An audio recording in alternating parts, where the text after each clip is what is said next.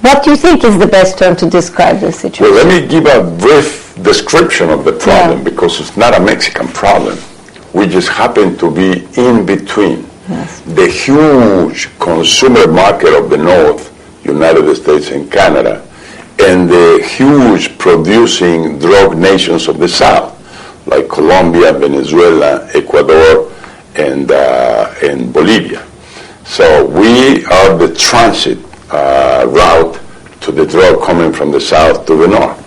And here we're involved in this war between cartels and between government and cartels without being our own war, because we are not a high consuming drug nation. Now, how we can solve the problem? Number one, if we would work together, United States with more commitment, they have to reduce drug consumption, because all the money that the market of U.S. market of drugs generates comes back laundered to Mexico and is used to bribe government officials and to bribe policemen. And so they can pay a policeman 10 times what he's making on his salary just to close his eyes and let the drug pass through. So we have that huge problem that we have to solve. Number two, we need the commitment of the South. Colombia is doing a good job on preventing drugs and trying to limit drugs, but Venezuela is not. Hugo Chavez seems to be part of the cartels. I mean, he's promoting drugs and he let it go through without any problems up north. So that's number one. Number two, in this last 4 years, 35,000 people have been killed because of the war among cartels. So we're paying a huge toll on lives.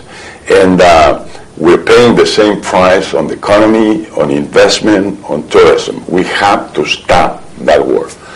My thinking is, and my proposal has been, let's consider seriously legalizing, decriminalizing drugs, and open for consumers to buy drugs. Really? Yes, I'm for that. Let me tell you some reasons. Let me give you first the moral and ethical reason.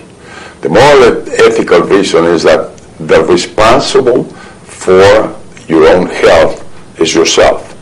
And the responsible for not consuming drugs is your own self, the consumer. Number two, same as responsible the parents of those kids. And number three, the education system. But different to attending that part, what we're doing is telling government, okay, you have to stop the traffic of drugs, you have to stop the presence of drugs, and you have to avoid my kids to have access to drugs.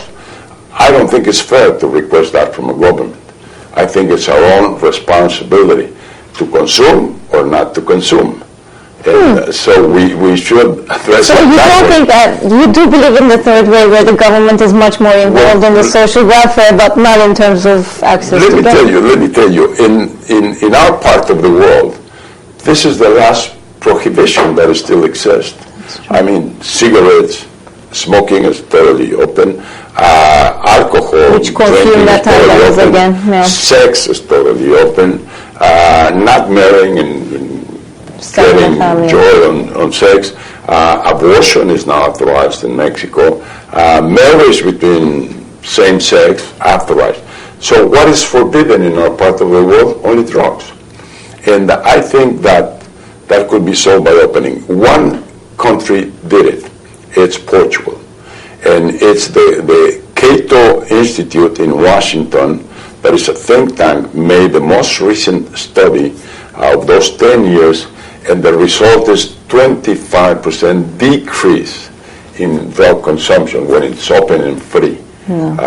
So we shouldn't think that kids and consumers will go crazy because now they can get the drug in a store. Today they can get it anywhere they want. And there is no check, actually. They don't know what they're getting, and that way you will be able to. Exactly. It changes a lot the spirit and the thinking of it. So that's one thing I would think about. And the other one is we must find ways to have a strong police corps that does its job with intelligence and with information and take out the army as soon as possible from the issue, because right now the army is out on the streets, is violating human rights very frequently, like usually happens with armies. Number three, there's a lot of collateral accidents and citizens and kids being killed when these wars or confrontations are on between the army and the cartels. So anyway, at the very end, we have to find a solution. We are paying a huge cost as a nation in trying to cope with the problem of drugs. Couldn't the U.S. State Department just implement a program where you can SMS? It's an SMS system. You actually, through your mobile phones, cell phones, you can send a message that allows for people in Mexico cities who witness crimes to easily and anonymously report crimes to the police. Is this has it started? Well, yes. There is an invitation, open invitation to people, to citizens, to report whatever they see, because they are not being able to solve the problem otherwise. So, and I think that citizens and community has to contribute when the problem is so big as it is in the case of Mexico. But to end this story in positive terms, I'm absolutely sure that Mexican government has the capacity to solve this. Number two, that Mexico is bigger than the cartels and the criminals, and that Mexico will come along out of this and will keep its path to growth. And that's another similarity that we have between this nation and Mexico. We have a very strong capacity to grow and to provide our people with a better quality of life and better opportunities. And I think that when you have this kind of problems like the drugs, they distract you from the main concern that should be running a good economy, should be creating jobs, should be helping people to go to school and building the human capital that we need. Well, actually, now that you've talked about human capital, I've saved one of the most important questions towards the end, which is you've created a center called Vicente Fox Center of Studies, Library and Museum. Could you explain a little more to our viewers, because it's such an aspiring story, what you're trying to achieve, and hopefully maybe some of the former Turkish leaders will start something like that. Okay. Well, maybe on one side, this project is inspired in being very fearful, myself and Marta, my wife, of retirement. I think that retirement is in a way starting to die. I think that you should keep active yourself until your very last minute of life. And so we decided to be very active, defending the values, the principles, the democracy and freedom, the market economy, the right and the need to ensure opportunities for everybody. And so with this thinking, plus the fact that we got an inspiration also on former presidents that are very active, have their foundation, so we decided to create a foundation. What do we do there? It's a place for leadership. It's a place for debate of ideas. It's a place of think tank and academic activities. At the very core of what we do is the belief that we all are leaders, that you are a leader, that he's a leader, that you are a leader, that you are leaders, that we are all leaders. Unfortunately, many of us don't go within ourselves and don't find out who we are. What are we in this life for? What is purpose? What is the purpose of our life? What is our life project? And then through that exercise, discover how rich we are inside, how powerful we are inside, how leaders we are inside. So everything in this life starts right here within ourselves. And that's what we do in Centro Fox. We don't create leaders. What we do is to facilitate. Bring it out. Yes, to let everybody find that out and come up with it and put it to serve on good causes. And you will be surprised of how far you can go. as it happened with Nelson Mandela in Africa. He was very poor when he was born. He didn't even go to school, to many schools when he was young.